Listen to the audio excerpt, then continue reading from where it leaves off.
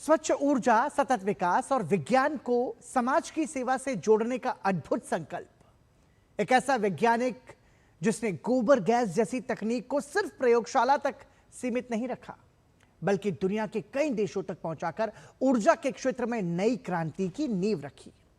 विश्व प्रसिद्ध वैज्ञानिक डॉक्टर रामबख्श सिंह एक ऐसा नाम जिसने गैर पारंपरिक ऊर्जा के क्षेत्र में भारत को वैश्विक पहचान दिलाई, और इस साल उनका जन्म शताब्दी वर्ष चल रहा है। देखिए इस पर हमारी एक खास रिपोर्ट।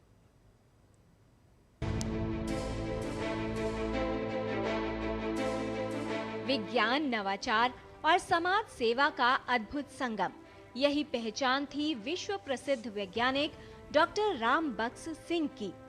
13 अगस्त 1925 को उत्तर प्रदेश के सीतापुर जिले के एक मध्यम वर्गीय परिवार में जन्मे डॉक्टर सिंह ने सीमित संसाधनों के बावजूद अपने ज्ञान और शोध के दम पर विश्व भर में अलग पहचान बनाई। दिल्ली के एशिया इंजीनियरिंग इंस्टीट्यूट के मैकेनिकल इंजीनियरिंग में डिप्लोमा हासिल करने के बाद उन्होंने अपनी पूरी ऊर्जा गैर पारंपरिक और स्वच्छ ऊर्जा के क्षेत्र में समर्पित कर दी। आगे चलकर अमेरिका की पैसिफिक वेस्टर्न यूनिवर्सिटी में उच्च शिक्षा और मानद उपाधियों से सम्मानित हुए। लेकिन उनकी सबसे बड़ी पहचान डिग्रियां नहीं, बल्कि समाज के लिए किए गए उनके अभूतपूर्व वैज्ञानिक कार्य बने।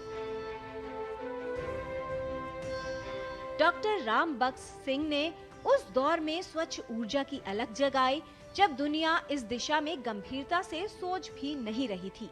1950 के दशक में उन्होंने उत्तर प्रदेश के सीतापुर स्थित रामनगर में भारत का पहला गोबर गैस प्लांट स्थापित किया।